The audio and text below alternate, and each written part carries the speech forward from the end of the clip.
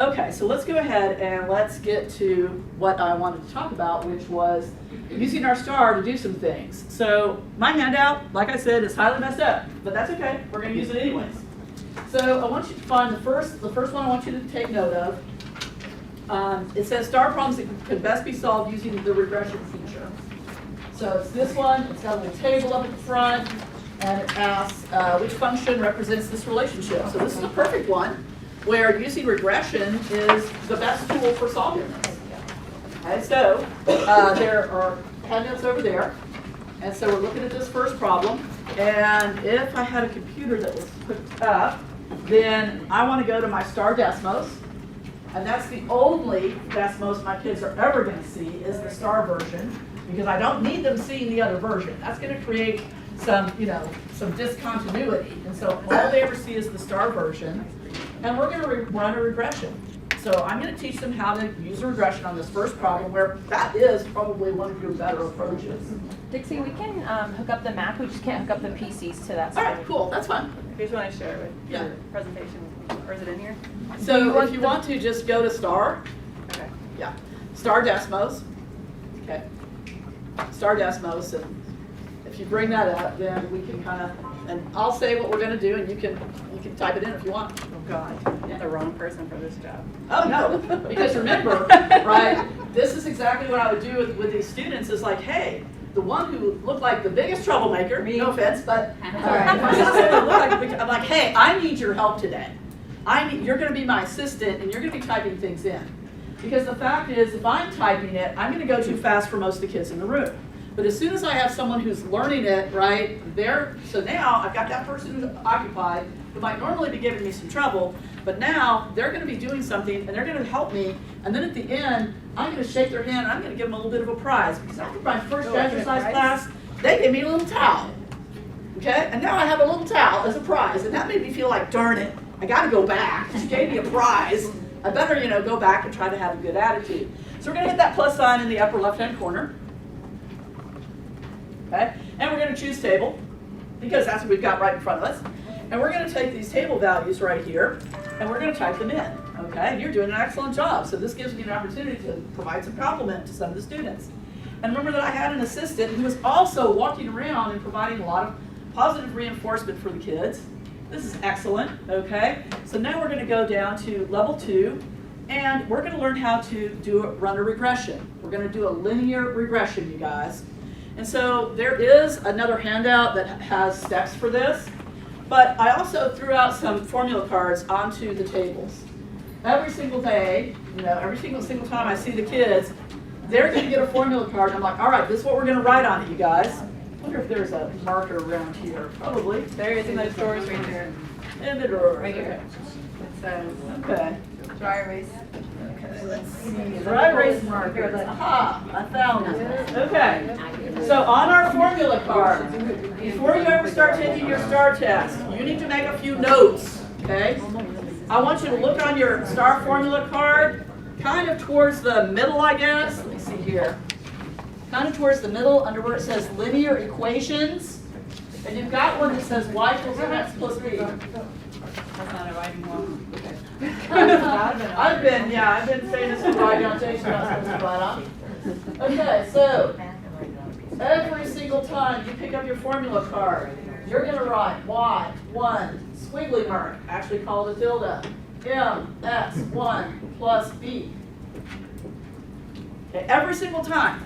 So I start doing regression really on the first or second day of my Algebra I class, because I like to collect data, and then I have them run a regression, and then we go from there.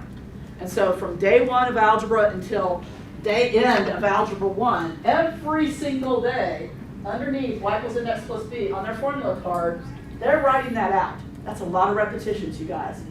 So that way they're going to be more likely to remember it.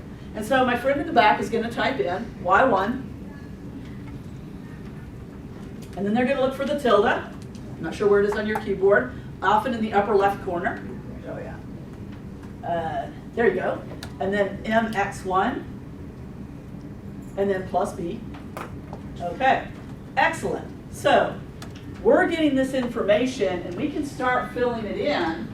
So I've got y equals and you have negative 1.5 x plus, I've got a b value of 4. Now, as I'm looking at these options here, I can already see the only option that's eligible is option what? Okay, option A. But we need to learn something else. So like all these problems here, I chose them carefully, believe it or not, doesn't look like it, but I chose them carefully because there are certain skills I want the kids to have. So the next thing that we're going to learn from this problem is how to take that negative 1.5 and convert it to a fraction. So my friend in the back is going to go down to 3 and type in negative 1.5. Okay, and when you do, you see that little fraction thing appear, and you're going to click on it, and there we go. We get that negative 3/2. So this one skill of running a regression is going to help me answer a whole bunch of questions on our STAR test. Okay, so we've done one repetition. Okay, we learned how to put in a little table. You learned how to get the equation for our line. You learned how to make this decimal into a fraction. So we've answered a question, and now we're going to go forward a little bit. Excuse me. Because we don't have a ton of time. Yeah. Yeah, that good point too. Yeah. We put M in, we have to put M in Mm-hmm. because of the repeating decimals and stuff like that. And so we can still do the fraction button, so we just have to leave it in instead of putting. the Oh, I see. 1.5. Okay. So, all right. So go down here. Okay, go to 4. And instead of putting negative 1.5, just type in M. Okay, and hit fraction. And of course, we're getting the negative 3/2.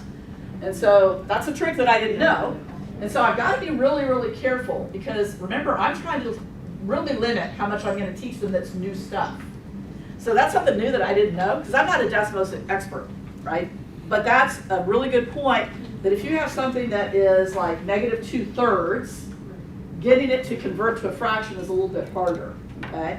So now I've learned something today. Every single day that I teach teachers, I always learn something. So cool, thank you, Kate, appreciate that. Okay, so go ahead. When you first start this, do you tell them why it's y1 and x1? And So it's not for this particular group, okay? Okay. A lot of the They can't say whys, it all day. like at this point, I got an hour and a half to teach them as much as I can because they're taking the STAR retest, it was the next week. yeah, So it's different when you're in class and you've got an entire year to teach kids something, right? And so you want to, you know, if you're pointing it out, you want to point out like, look, it has to match what you've got in your table, right? That's why we have to use the X1 and Y1. And so at this point, I didn't necessarily point out everything. I was trying to really limit the skill and provide them a ton of repetition on that one thing over and over and over again. Okay, so every single time, we got to clear it out, okay? So, you know, obviously, again, if you have a whole year to teach things, that's a different situation than when you've got, like, I know they've got the retest next week. These kids have had no intervention at all. A lot of them were seniors. They're on their 8th or 9th testing time. So try to imagine what that's like to have failed a test 8 or 9 times. What does that do to your confidence? Right? I mean, your confidence is now in the trash. Just like, you know, again, if I didn't have any success at all in my jazzercise class, I probably would never have gone back. Right? I would have just quit. And we do have kids who quit school because it seems hopeless when they've never passed the STAR in their entire academic career. So again, kind of think about those kids that we're working with. Okay, so let's go ahead and X these out, okay? And the next problem that I want to take you to is, okay, so first page, go to the second page.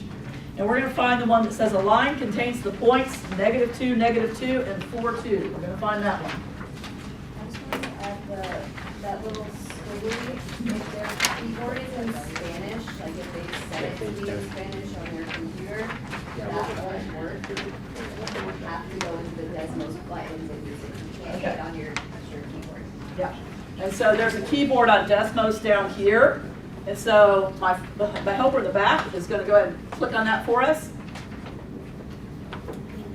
Because some of our kids, they could not get the calculator keyboard to work, and then maybe that was the reason. I'm not sure why it wasn't working for them, but they couldn't get the keyboard tilde to work, so we need to go to the letters here. right? So go to the letters. And where is our tilde? It's right here, okay? So really important the kids know how to do it on their particular computers, whatever they're using.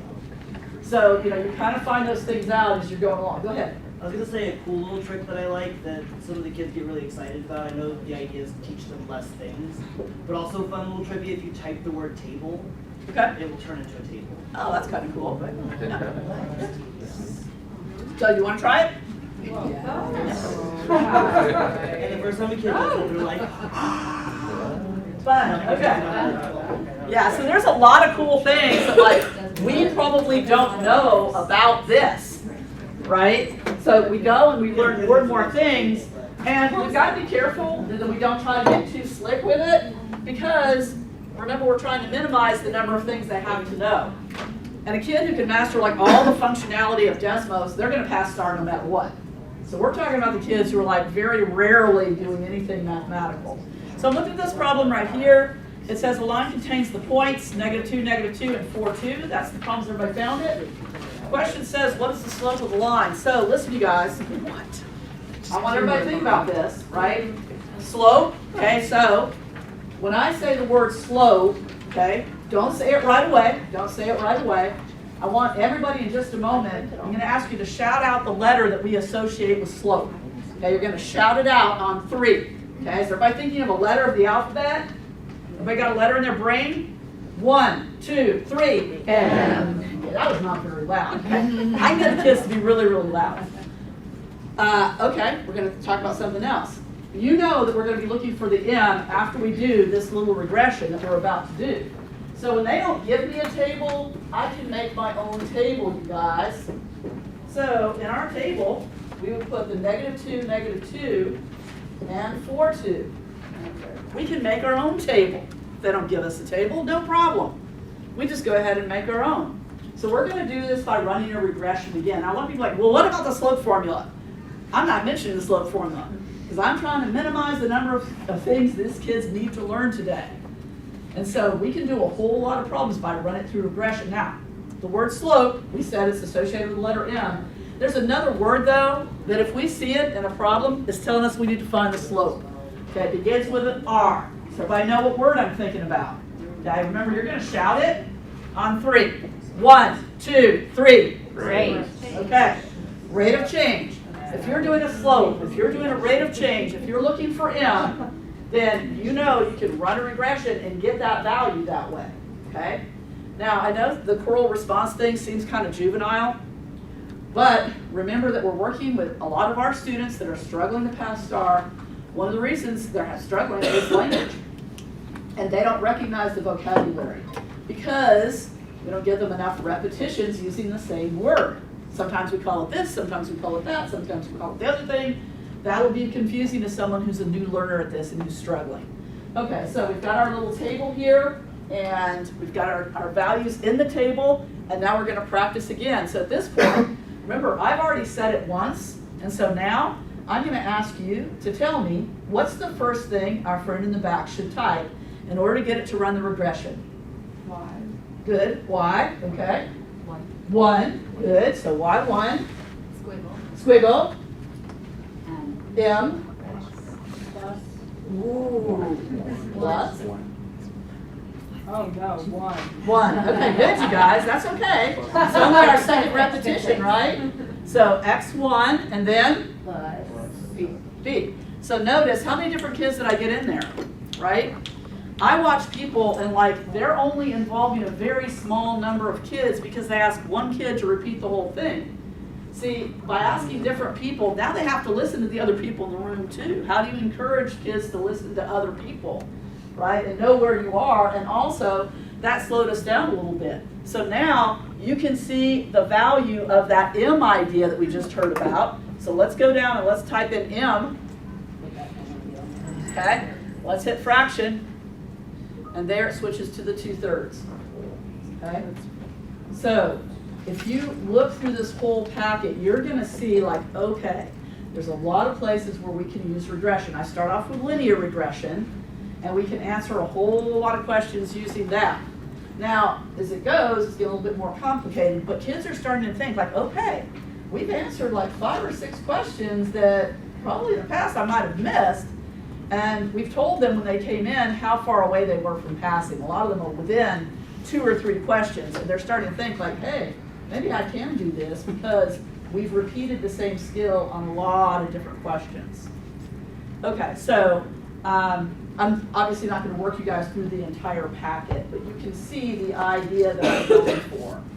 And so after we've done this, then when it's time for us to run the quadratic regression, I'm like, okay guys, let's look at our formula card again, and we can't use the equation that's on there. Okay, just like we couldn't use the simple y equals mx plus b, we're going to have to adjust our quadratic equation as well. So what do you think we have to do differently? Instead of y, what do you think we're going to put? y1, okay? Just like here, instead of y, in order to get it to the regression, we have to put y1. Instead of Mr. Equal sign, what are we going to have to put? Yeah, Mr. Swiggle, Mr. Tilde, and then ax1 squared plus bx1 plus c. So, do you guys understand what I'm going for here? Okay. So, there's one of our major skills is running a regression, and we're going to run it over and over and over again, and it's going to answer a whole ton of questions for these kids that in the past they probably wouldn't have had a chance to answer correctly. But now they're starting to get a little bit of hope. And here's the thing that's really important for this particular group of kids is to generate some spark of hope. Because when you have hope, what happens? What do? You try. And as you try harder, then what happens? You have a little bit of success. And when you get a little bit of success, then that leads to more hope and more trying. And you have this upward spiral. I had a really cool spiral slide in my PowerPoint, guys. But you can see that upward spiral as opposed to what normally happens to this group of kids. They fail, right? And what does that make them do? Lose confidence. And when you lose confidence, just like, well, I might as well give up. They don't try as hard, and that leads to more failure. It's the downward spiral. And so you've got to figure out how do you create that upward spiral for all the kids where they're experiencing some kind of success. So now that I'm on day 6 of Jazzercise, and there's been enough repetition, so some of the routines are the same, I am starting to have a little bit of success. And so that makes me want to go back and try a little bit harder. I'll go back tomorrow. Maybe I won't be as sore. Maybe I'll actually be able to follow along for an entire routine. Well, maybe not yet, but someday that's going to happen. I have hope, right? And that's really what I think we need to generate for a lot of these kids is some hope. All right, so let's go ahead and put that handout that was all messed up aside. I apologize for that. But let's look at our other major skill that we're going to use. The second major skill that we're about to use is solving by graphing. Okay, we're going to solve by graphing. So this, again, is a way that I can get a whole lot of leverage out of one simple skill. So there was another handout that says up at the top something like solving by graphing. Thank you. Nope, not that one. Not the one that says by Desmos. Those are just like the steps in case there was someone. Thank you. Okay, Marty's looking me out here. Here we go. So star problems. And the first one has which expression is equivalent x to the 3/7 and then quantity squared. Okay, we'll start with that one. You might as well. So my friend in the back is getting ready to start typing, and kids have got to learn how to type things in correctly. So we start with the expression that we're given, which is open a parenthesis, and then we're going to put x, and then raise to, so we can either use the Desmos, okay, and do the keypad there with an exponent, okay, and then 3 divided by 7. Good, and put your divided by. I don't know why I'm looking on the projector and not on my computer, sorry. There you go. 7. And then arrow over and close your parenthesis. Hang on, we've got to arrow over again. So Told you. it's okay. Arrow. Because again, this is really how I want it to be, is with the kids having to do stuff. Do it again. You can do it on your laptop, like do the arrow on your laptop. Yeah. Oh. Keep, yeah. And now just put the square up there.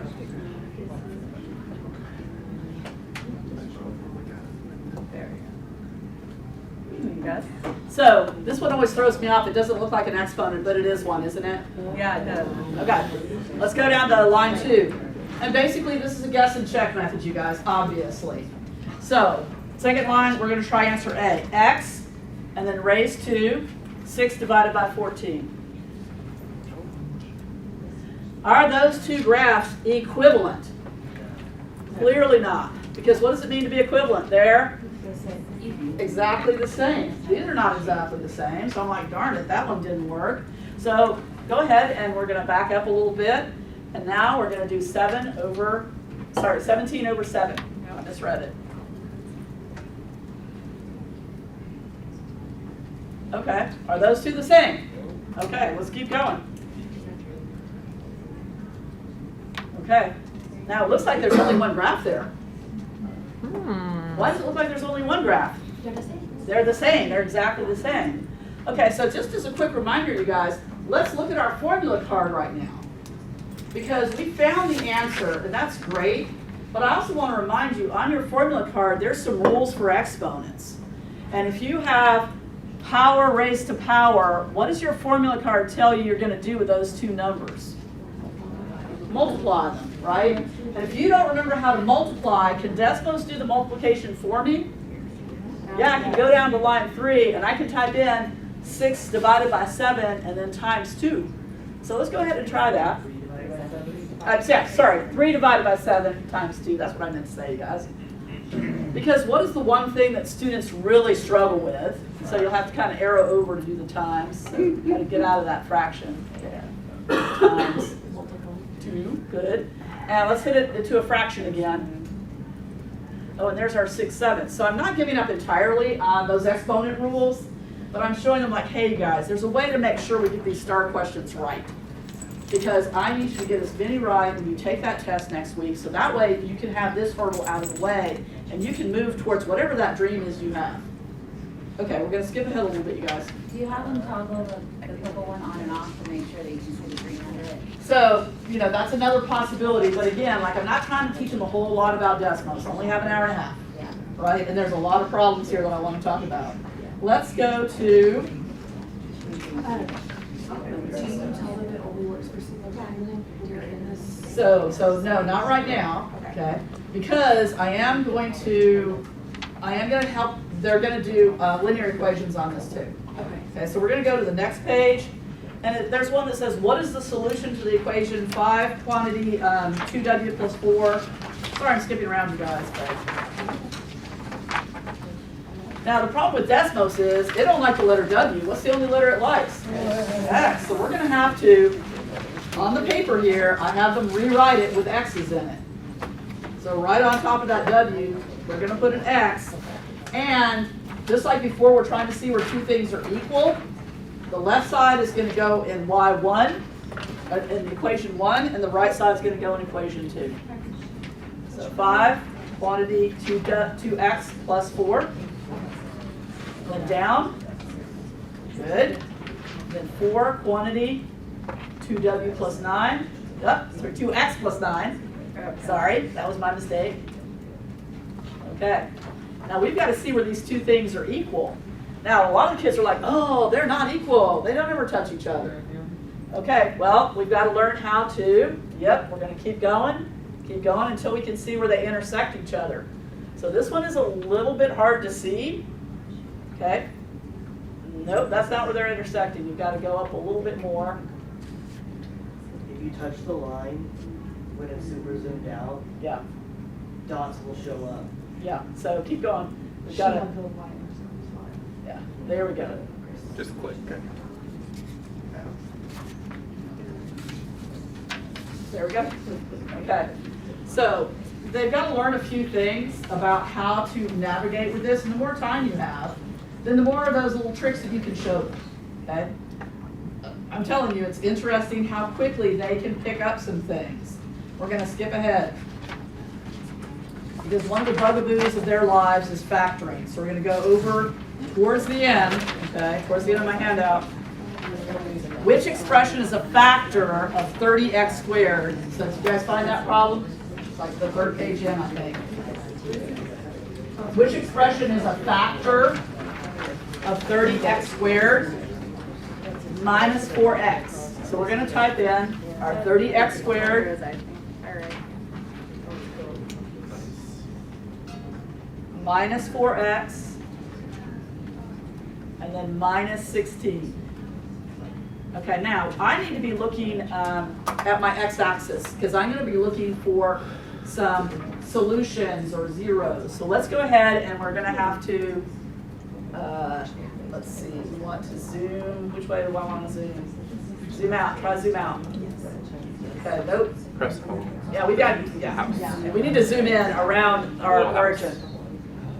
Okay, so zoom in right there, click Where's that, the little- and then zoom in. The little house.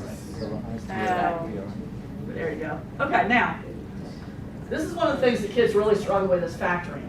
And I want them to learn how to factor, but here's the facts. If we've already tried to teach them, and they're on their 3rd or 4th round of taking this test, it's time to say, all right, factoring right now, maybe it's not for you right now, but you're going to get it in the future. For right now, what we're going to do is we're going to take these possible factors and we're going to type them in one at a time. 5x plus 4. So we're going to go to line 2 and we're going to type in 5x plus 4. And the factors have exactly the same root. So are these two things in exactly the same place? Those two roots? No. Okay, so that one didn't work. We're going to back that up and we're going to look at our next factor, 3x minus 2. Okay, now we're over here. Do they have exactly the same root? No. Okay, that one's out. We're narrowing it down. Let's try 5x minus 4. Okay, and we could go ahead and zoom in a little bit on that. Oops, that's okay. And so, do they have exactly the same root? Then we found our factor, right? The factors are going to have the same exact roots as that quadratic equation. Okay, so same exact roots. Now the word roots is an important word, but there's other ways I can say the same thing. Okay, what's another word? Somebody give me another word for the roots of a quadratic. Okay, x-intercepts. I like that. Why do we say x-intercepts? Because this is where what? Where we're crossing the x-axis. So I've heard roots. I had x-intercepts. Somebody said it's also a Zero. Zero, because if we click on that button right there, if we click on our root or x-intercept, we see the y value is a 0, right? And so every single time that there's a word that can be said in multiple ways on the STAR test, I'm going to stop and I'm going to say, okay, what are the other words, right? What are the other words? Because they need repeated hearing that word, right? And they need to be able to say the words as well. So again, back to the idea of using choral responses. If you work with English language learners, how many of you do? Okay. A lot of times they're very reluctant to speak out singly, okay? Like I know when I tried to take a language, like I did not want to speak in front of the class because I'm worse at Spanish than I am at jazzercise. Okay, so like my accent was never right, and I knew people were gonna laugh at me because there was a lot of people who spoke other languages well, and that was my area of weaknesses. But if I could answer in a group, am I more likely to say the word? Okay. What do we call the type of equation, okay? What do we call the type of equation that produces a parabola? Okay, on 3, you guys are going to shout it out. Begins with the letter Q. So notice I'm giving hints also. 1, 2, 3. Okay.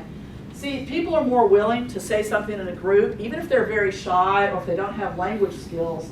So even if they don't say it the first time I've done it, by about the 10th time I've done that, kids will start joining in the group. So now they've heard me say it, they've heard the group say it, and they're likely to have said it themselves. And really, that's where you start learning a language, is when you're willing to use it, okay? I never succeeded in languages because I wasn't willing to speak, right?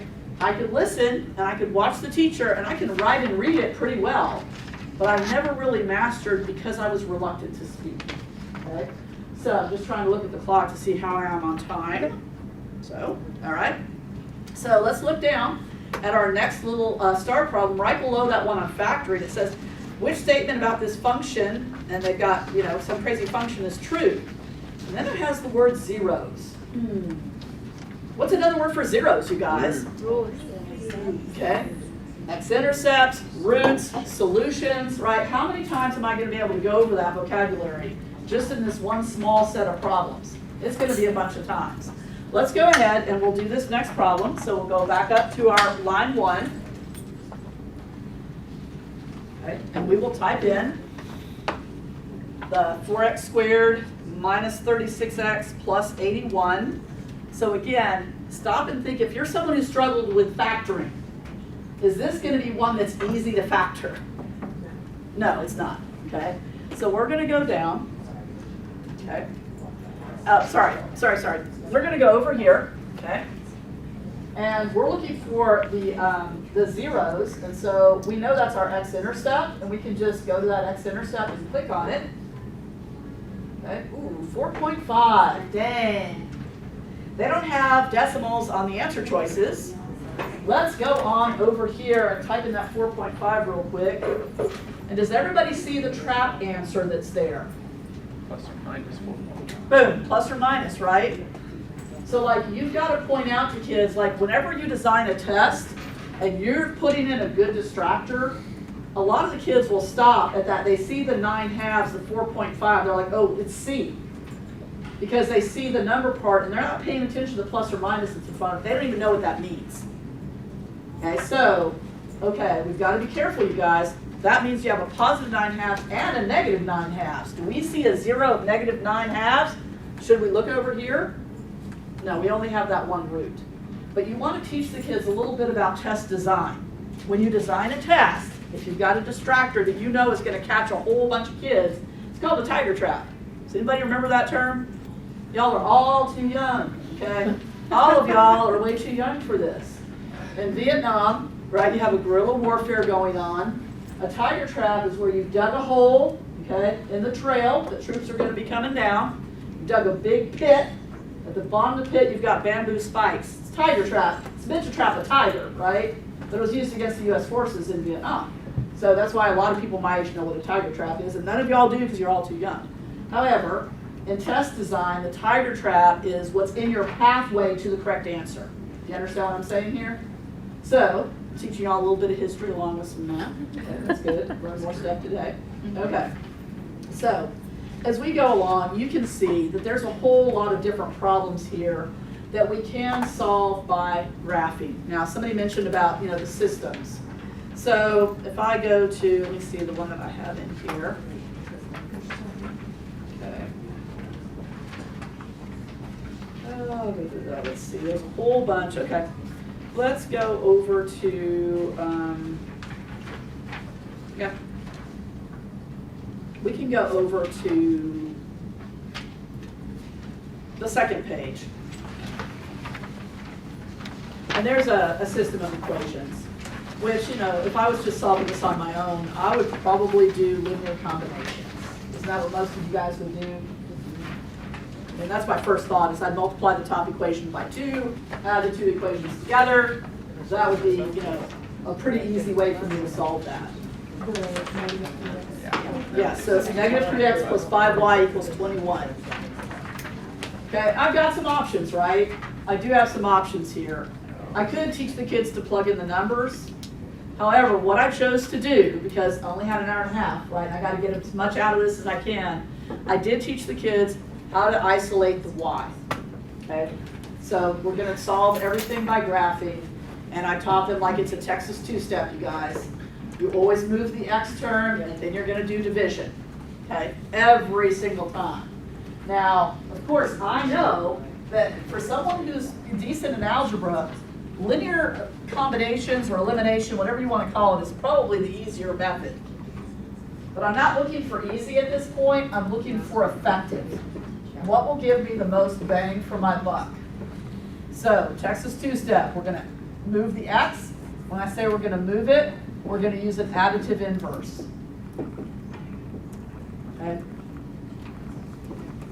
I'm always very careful about language, okay? Because again, I struggled in learning a foreign language. That was not an easy task for me.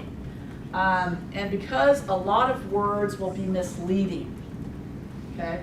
So, anybody in here is a fluent Spanish speaker? Okay, some of you, okay. All right, so The word embarazada, I'm probably not saying it correctly. What does it mean? And what do people think it means? Embarrassed. Okay, right.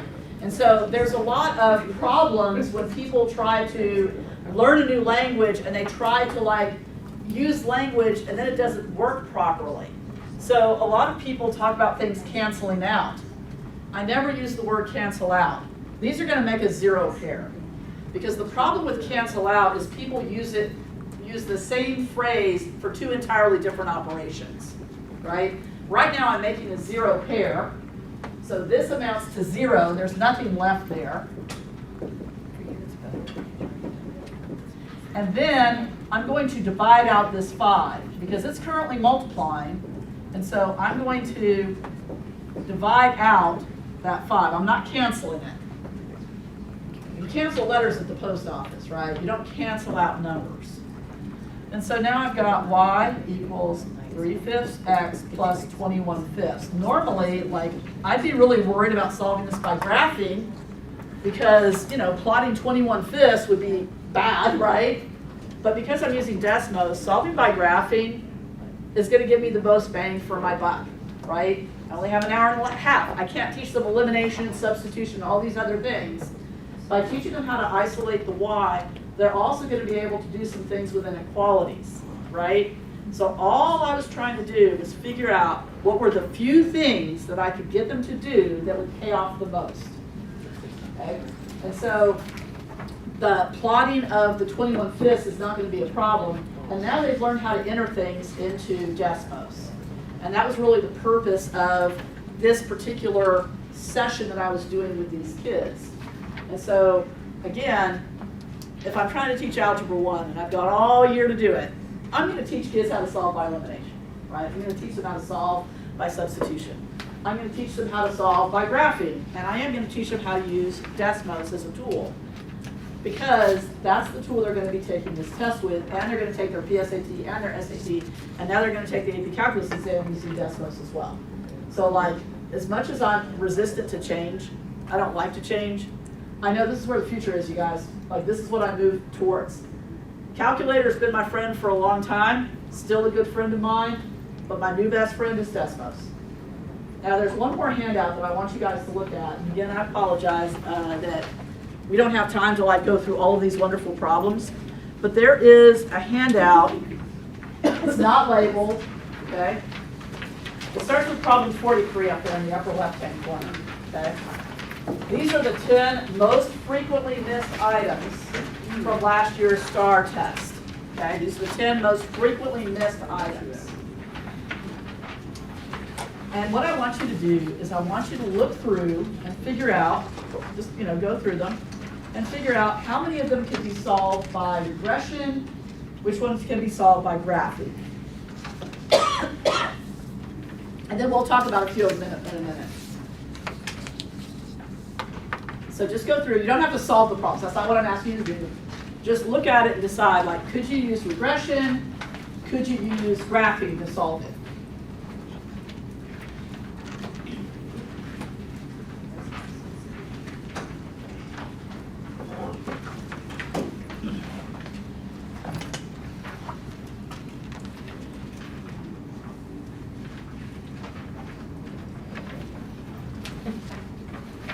Dixie, you have until 3:15 if you want, so that's up to you, so it's 5:30. Okay. Take questions. Are there hard questions? So one is about how you're handling the negative y.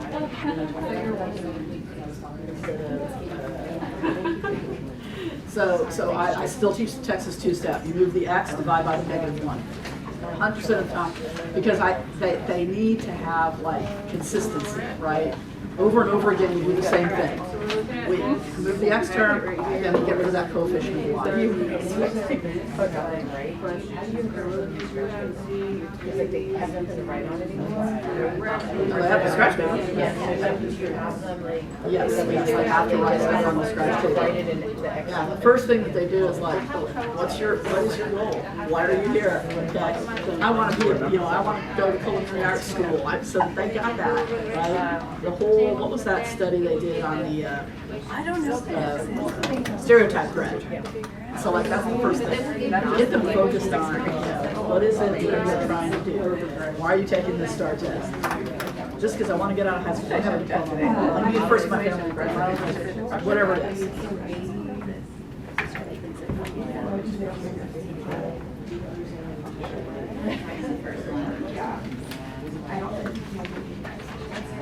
Okay, so the first one, no, right? Like, not everything can be solved by, but exponential growth, like this is a particular type of problem that the kids have seen, and we do talk our way through it, right?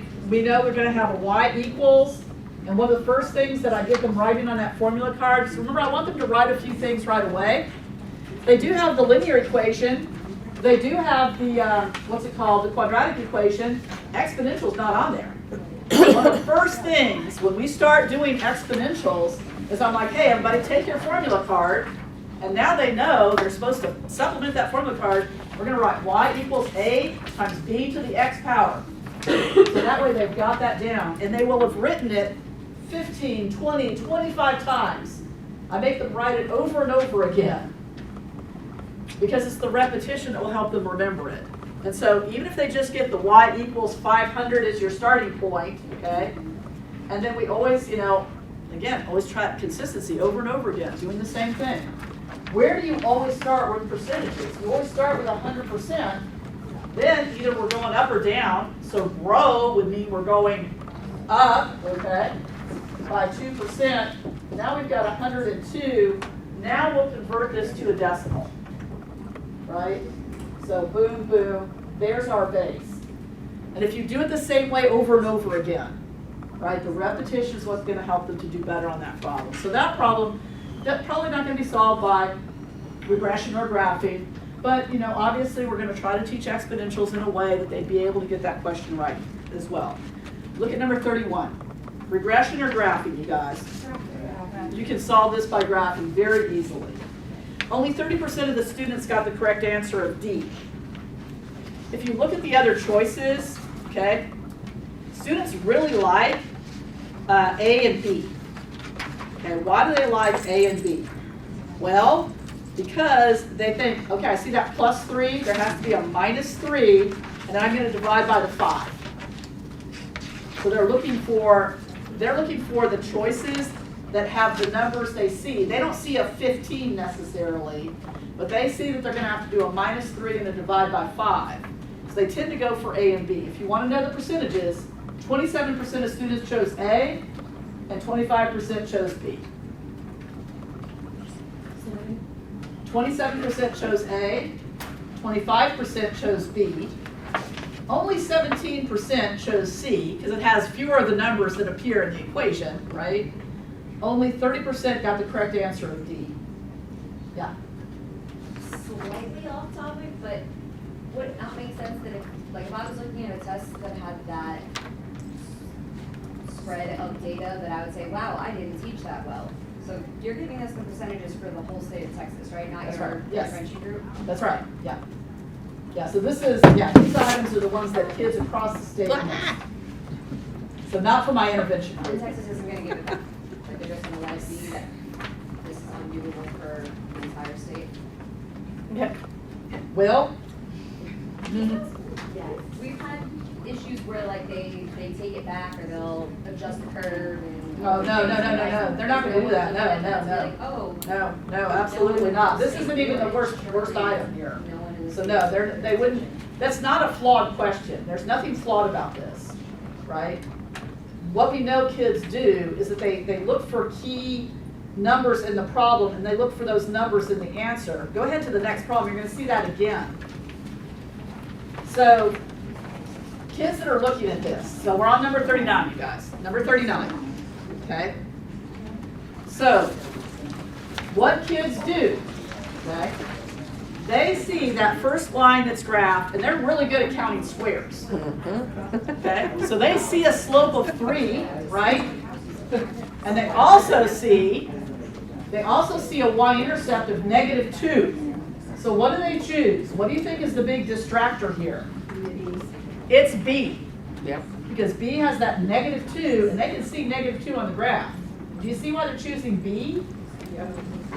It is clearly wrong, but it is the most common distractor. Okay?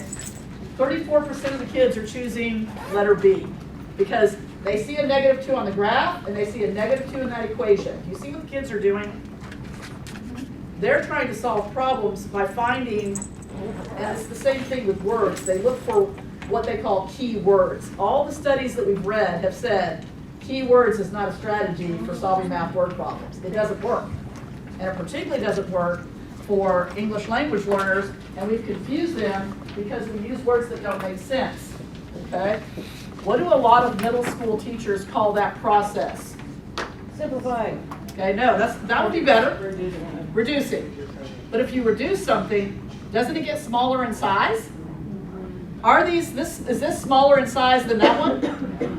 But I reduced it. And what does reduce mean? To get smaller, right? And so we use words in a way that confuses someone who's not familiar with the language, right?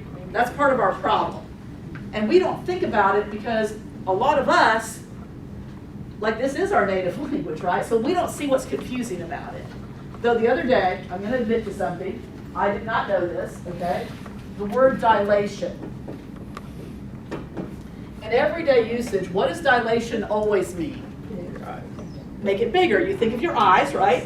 I dilated my eyes. Or if you have a woman in childbirth, okay? My sister's a midwife, so like that's her thoughts, like for dilation. It's always getting bigger. In math, is that true? No. No. I didn't know that till the other day. And I've been teaching math for 40 years, you guys. So the other day, I was looking at something on a pre-cal test, and in my mind, the dilation was always going to be like a stretch, and that's not true. So I learned something. But you see how it goes back to language sometimes, and how we have to be very careful about the language that we use and understand how we might confuse someone, right? So I might have accidentally confused students because I didn't have a strong understanding of the word dilation in mathematics, right? I understood how it could be used in a regular, language situation, colloquialism, but as far as how it's used in math, that's a different deal. Okay. As an example for a different direction, you could always talk about cats. When cats go into the sunlight, their eyes dilate, but they get more narrow. Oh, interesting. Ooh, did not know that. Actual real-world example that does the opposite way. Okay, see, now I did not know that. Now I know more about cats and other things, you guys. I'm learning all kinds of stuff today. Okay, so we're on question number 39. So, choice A, which is the correct choice, had 32%. Choice B, the big distractor here, had 34%. Choice C was at 20%, and choice D was at 14%. But notice, on this one, like the graph part, I can get that graph pretty easily. But then I have to switch it, right? I probably can figure it out in slope-intercept form. So hang on, I'm not going to write on the whiteboard that is not a whiteboard. Okay, the one that's tricking me, okay? So I'm going to have y equals 3x minus 2, and what do I have to do? Well, now I've got to move things around again. So I'm going to move the x, okay? I've got negative 3x plus y equals negative 2, and now I'm like, oh no, that's not matching. I need to be really, really careful. I'm going to divide everything by negative 1. So 3x minus y equals 2. The reason that I'm going to do that, you guys, is because when we get a regression, what form is it always in? It's in what? Slope-intercept.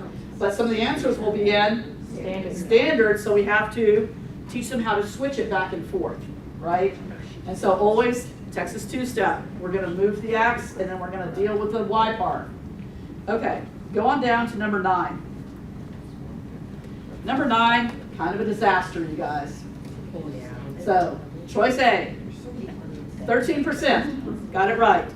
Choice B, 44%, chose B, it's wrong. Choice C, only 9%. The correct choice is choice D, and that was 34% of the students. So the big distractor is choice B. I want you to look at it and tell me, why did that distract the kids? it's got a 60 in the problem, right? And then there's a 60 in that answer choice, so kids went for it. Because they tend to choose numbers that are in the problem stem, and then they look for those numbers in the answer choices, and that's going to lead them astray too often. Okay, on to our next page, you guys. Quickly, number 10. Okay, number 10. Here are the percentages. 34% got it correct. Okay, 34% got A, which is correct. 23% said B, 23% said C, and 20% said D. What does it tell you when they're almost equally spread like that? They all guessed. They all guessed, because in order to solve this, you would need to run a regression. And if you're not using regression to do a bunch of other stuff, is that a skill that they're likely to remember? They haven't repeated it enough. But see, I've gotten them repeated. Say that again? You'd have to run regression with all of these, whereas we have a lot of problems where you can use just 2 or 3 and you can get your equation of your own. Yeah, so here, you're right. So the table takes a little bit longer, but the kids get pretty quick at doing those tables in Desmos. So yeah, they have to do they've got to do the table, right? But that doesn't take them that long. And this is one of your most missed questions. Remember, these are the 10 most missed. If I can get a lot of these in addition to the others, I can get these kids to pass. I think the hardest part with it is that, like, as a campus that does regression almost exclusively all year long, Okay? you have to go out of your way to talk about the R value being the correlation Truth, coefficient, yeah. because it is so easy to do regression every day Yes. and never talk about it. That's a good point. So at the end of the year, So that's we why- soft talk about it. My kids are Right. like, I don't remember what that is. So I want to go back to a workshop that Marty sponsored last year with A squared CTM, and it was all about experiments in Algebra I. And so I said we do regression from day one because we do experiments, and that makes the R value a lot more meaningful. So yeah, I do regression on a lot of these, but in my classroom, I would have done a lot of data collection and then looking at R values each and every time we did that. Okay, let's look at problem number 8, you guys. With the regression? I'm not that organized. Number 8, this was rough. Only 13% got this one correct. Is there a way I can do regression with this? Absolutely. So, where they have A1 equals 47, I'm putting 147. Then I'm putting 233 and 319.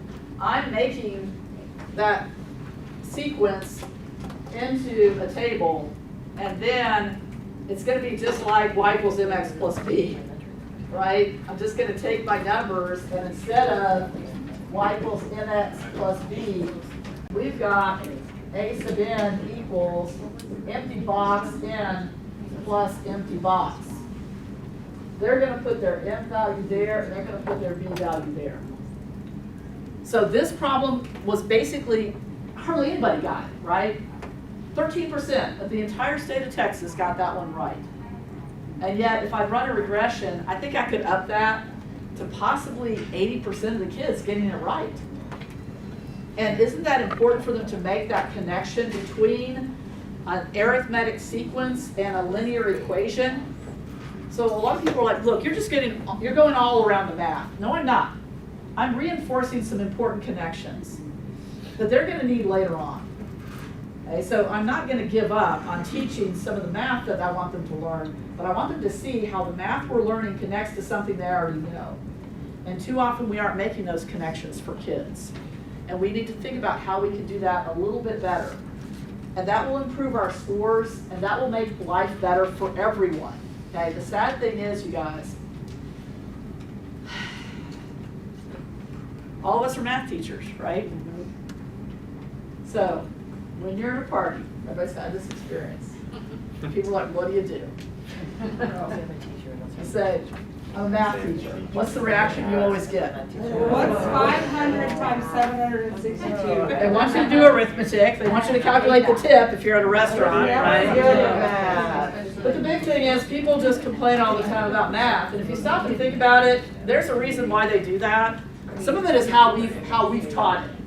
And how we have not always made it as meaningful as it can be. We need to do a lot better with that, right? Some of this is on us, okay? some of it is on us in the way that we tend to do things. We can do things in a better way and help people have better feelings about mathematics. And I think a lot of that, makes a big difference. For me, it goes back to Dumbo and the magic feather. Does anybody remember the Dumbo story, or are you guys too young for that too? No. Okay. What was up with Dumbo and his magic feather? It wasn't what? It wasn't really magic. It wasn't really magic, but he believed that the feather, right, would help him to be successful. And so that belief made him try, and when he tried, he could fly, right? So for me, a lot of this, like teaching the kids how to use Desmos, is giving them the magic feather, so that way they'll try, and when they try and they succeed a little bit, well, then they're eventually going to be able to fly on their own. But if you never give them that magic feather, they don't realize that, okay, you can be successful. And so, I hope that I've given you a few things to think about, okay, some different ways of thinking about some things. And the second, I'm going to ask them to put some of you on the spot to tell me it's like something you can walk away with from today. Because I hope that, I've learned a couple things. That's good. I hope you have too, right? That's our purpose every day, is we try to teach and we also try to learn. And so I really want you guys to think about that, that opportunity to both teach and learn. Because as I was working with these kids, I realized a whole lot of things about how we do stuff in schools and what it's like, to struggle like that. And so I mentioned this over here, but I'm not sure that everybody heard me, because she was asking, like, how do you get them to write on the scratch paper? And I told the kids, I said, you know what? We're going to be taking up the scratch paper, okay? And so you have to put your name on it, and the proctors for the retesting rooms knew I was doing this. I said, you've got to put your name on it because I'm going to be looking at it, okay? And you've got to have math work on there, okay? You can't just have doodling. It's okay if there's a little bit of doodling, but the majority of it needs to be work that you've done, math work, because there's a prize for you at the end, okay? If you come out of that room and your scratch paper has got math work on it, then you're going to get a special prize, okay? That special prize is like a candy bar, guys. Like, it's no big deal, okay?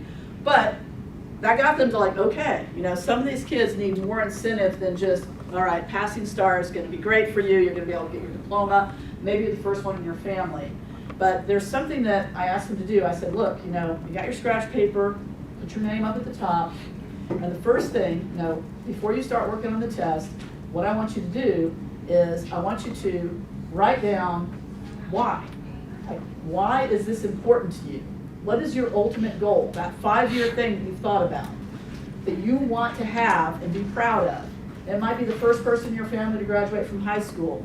Maybe you want to go to a trade or technical school. Maybe you want to be a nurse. Okay? There's something that you want to get out of this experience other than just the passing score. Okay, so that's one thing they have to write. The second thing that they have to write is write down the name of someone who's going to be really happy when you pass this STAR test. Okay? I had a kid once, this is where I got the idea from. He brought a picture of his grandma to the retesting. And he said, can I keep this on my desk? And I was like, no, that kid's bring lots of weird stuff. It's like, but this is my grandma. This is why I really need to get my diplomas for my grandma. I said, okay, put it there. And once the test starts, you got to put it underneath. But okay, you can have a picture of your grandma. And so I realized, like, hey, sometimes you will do more for somebody else than you will for yourself. Does anybody ever have that experience? Stop and think. Some of you will do things for your kids that you would not necessarily be willing to do for yourself. I've sat out in a lawn of rainy baseball games, right? That's not for me. That's for my kid playing baseball. So I'd say, write down the name of someone who's going to be really, really happy when you pass this thing. And if you don't have anybody that you can think of right away, a family member, a friend, you can write my name down.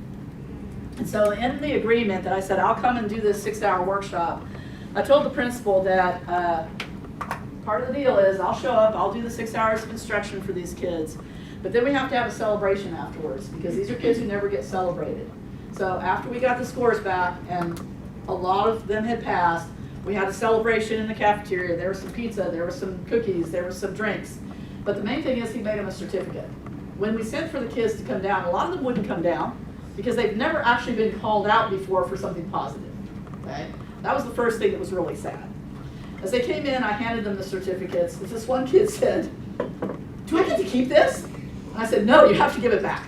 And he was like, oh, can I take a picture of it? And I was like, I'm joking. Like, you don't even recognize a joke, okay? But that's true. A lot of times we'll joke about things. Kids they don't get it, right? They don't get our sense of humor. But I was like, no, you get to take this. And he's like, oh my God, I'm going to put it on the wall. Like, good for you, right? It's just a little certificate that we have printed up. But these are kids who've never gotten any type of validation. They've never been celebrated in any way. No one's ever bought them a pizza. No one's ever given them a certificate for something. This was really, really a meaningful experience for some of the kids.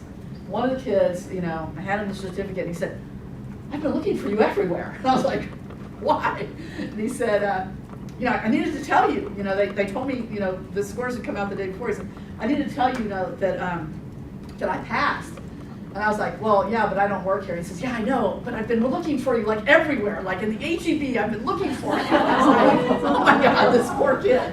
You know, this is really kind of a sad story in a way, but also, like, listen, there's a lot of triumph here as well. When you get these kids over that hump. And then some of them, once they have that little bit of confidence, they might be willing to go further.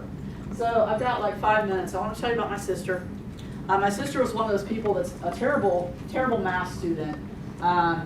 Not necessarily because she's not smart. She's very smart, but school didn't work well for her. She has, I think, some kind of sleep disorder. She's never awake in the mornings. She's awake in the afternoons, okay?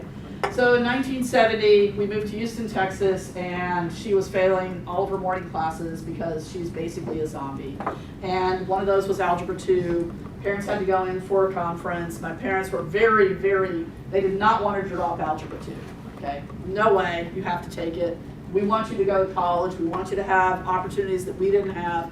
You need to do this. And she was like, this is not going to work. So finally, when it became clear there was no way she was going to be able to pass, dropped Algebra II. She went to vocational school. She was a licensed vocational nurse in Houston for a number of years and highly successful at that. When she moved to Austin, she realized she couldn't make much money as an LVN. She went back and got her RN from ACC, but what's the first thing you have to do? You have to pass a little test. At that time it wasn't TSI, but she had to take the test. Of course she failed it. And she had to do the remedial math class. There's a saying, Buddhist saying about when the student is ready, the teacher will appear. When she was ready, when she understood why she needed to do the algebra, which was to balance the chemical equations for the chemistry class she needed for her nursing degree, right? She couldn't see that when she was 17 years old. She couldn't see that at all, right? Because she couldn't go that far in the future. But once she had that purpose of why she needed to do the algebra in order to take the chemistry, to balance the chemical equations, to become a nurse, whatever, then she was an excellent student and she learned it very well. Obviously, she did not take morning classes at ACC because they had an option that she could take classes at night. And that worked well for her. And so we need to remember, the student that's sitting in front of us, right? They're at this very, very early formative stage, okay? Does everybody know what a butterfly looks like when it's at that formative stage? It's in the cocoon, it's kind of like gooey and stuff. It's nasty, right? Yeah, my sister was that nasty butterfly in high school. But eventually, she did become what she was meant to be. She's like an award-winning nurse, you guys. If you're ever sick in Austin, you would want her to be your nurse, okay? And so when you look at those kids, you can't see them as they currently are. You've got to look at that potential that they might have. All right, that's it. Somebody said they had a question, though, so I'm going to see. Answered all the questions. Okay, that's a miracle. Does anybody else have a question before I wrap it up? Yes? I have a comment, but you may teach it or not, but whenever you're doing the regression, you don't necessarily need to completely wipe it. I just always tell the students the number in the table needs to match the number in the regression. So remember, I'm going to completely wipe it because these are kids that aren't really, they don't have a lot of facility. Yeah. And when having to change it from X1 to X2, that's a bridge too far for some of these kids. Yeah. Right? So I want them always just to have to do the Y1, X1. But I know that would also work, right? So I realize that there's other ways that I can do things. But I made decisions for the students that are sitting in front of me. And so think about that. Like, who are the people sitting in front of you, and what are their needs, and how can you meet those needs? I really appreciate you guys having me here again. Thank you, Marty, for inviting me. I appreciate it. And thank you, Katie. I made some new friends today. And thank you for operating the computer. You did an excellent job. And thank you guys for giving me your attention. I really do appreciate it. If you have any questions, I will throw my email up here, especially if you guys know anyone who's working on National Board Certification and wants some support. I am very interested in helping teachers get there, so I will put my email right up here. And I can, if you want, send clean copies of, and I apologize again for my stupidity and running off the wrong one. Sorry about that. So I'll blame Marty. Okay, that's All right, you guys, thank you very much. Thank you.